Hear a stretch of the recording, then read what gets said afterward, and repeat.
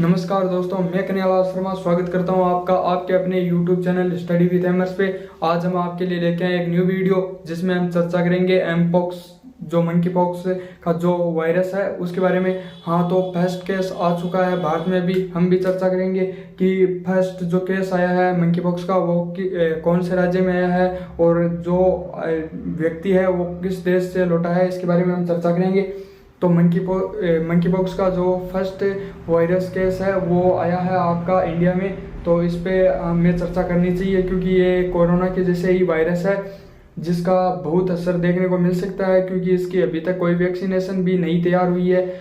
आगे हम चर्चा करेंगे कि ये है क्या, मंकी पॉक्स क्या होता है, ये कौन सा वायरस है, इससे क्या हमें नुकसान हो सकता है, इसके बारे में भी हम चर्चा करेंगे। आप स्लाइड में देख सकते हो पहले तो कि जो आपका मंकी पॉक्स है वो क्या है, इससे क्या क्या जो आपके नुकसान हो सकते हैं, इसके बारे में हम चर्चा करेंगे। आइए हम जानते हैं कि क्या इंडिया में या दुनिया में इसकी वैक्सीनेशन है वो तैयार हो चुकी है।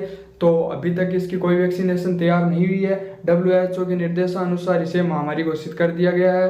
आपातकाल भी घोषित किया गया है WHO के द्वारा कि यह अभी कभी भी कितना भी ज़्यादा फैल सकता है, इसका अभी तक कोई अता पता नहीं है, क्योंकि ये अभी तक न तो इसकी जांच हुई है पूर्णतः, न इसकी वैक्सीनेशन आई है। उसके बाद हम चर्चा करते हैं कि जो मंकी पॉक्स वायरस है क्लेड 2 वो भारत में पाया गया है। फर्स्ट केस है जो भारत में वो मंकी पॉक्स वायरस का क्लेड 2 पाया गया है।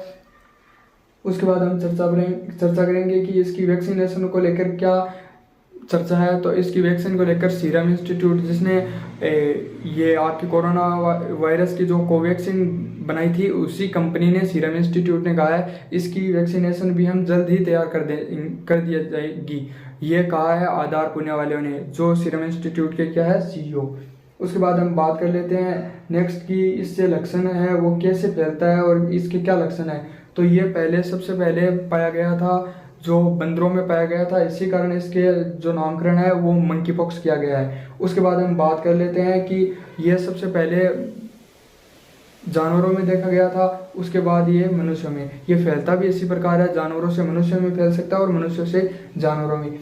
ये फैलता किस प्रकार है, कैसे इसके लक्षण है वो देख लेते हैं। एमपॉक्स कैसे फैलता है, संक्रमित व्यक्ति द्वारा उपयोग की गई वस्तुएं, जैसे कोई भी कपड़ा है, कोई सामान है, उससे फैलता है।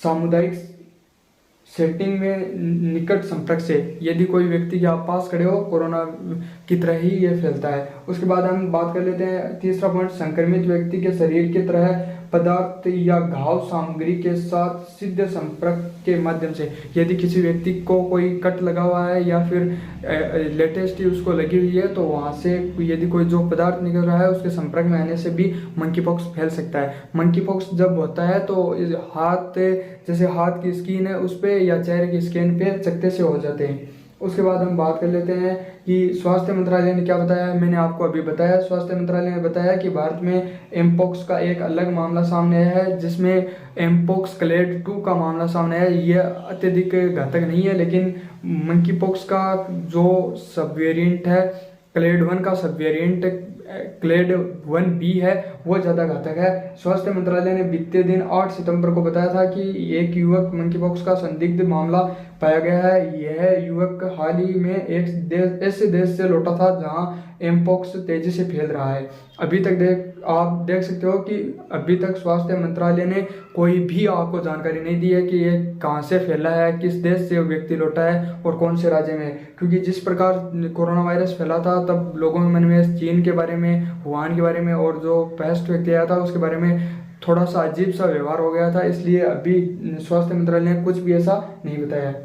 लेकिन भारत में भी क्लेड 2 का एक संक्रमित व्यक्ति आ चुका है। उसके बाद हम बात करते हैं एमपॉक्स वैक्सीनेशन कमिंग सून। ये बात कही है आपके आधार पुणे वाले ने, सीरम इंस्टीट्यूट के जो CEO है उन्होंने, कि अभी जो लेटेस्ट कोरोना वैक्सीन की जो कोवैक्सीन बनाई है वह अभी इसकी भी वैक्सीन तैयार करने में लगे हुए हैं। उसके बाद हम बात कर लेते हैं ये फैलता कैसे।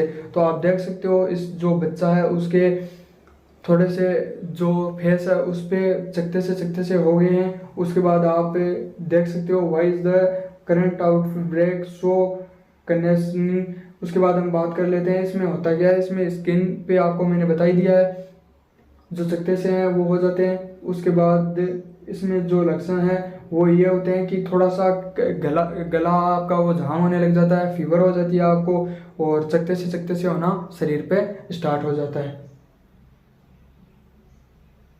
ये आपकी स्लाइडें पूरी हो गई, और इसीलिए मैं बोलता हूँ कि आप अभी जो मास्क आपका मास्क है वो तैयार करें, क्योंकि जो आपका कोरोना है उसी प्रकार से है कि ये मंकी पॉक्स भी है। यदि ज़्यादा हो सकता है तो आप जहाँ पे भी यदि सिटी में जाएं तो मास्क का प्रयोग जरूर करें। धन्यवाद। यदि आपको हमारी जानकारी अच्छी लगे तो लाइक करें, शेयर करें, कमेंट करें, और यदि आप हमारे जानकारियों को लेना चाहते हैं, हमारी अन्य जानकारियों को प्राप्त करना चाहते हैं तो हमारे यूट्यूब चैनल को सब्सक्राइब कर लें।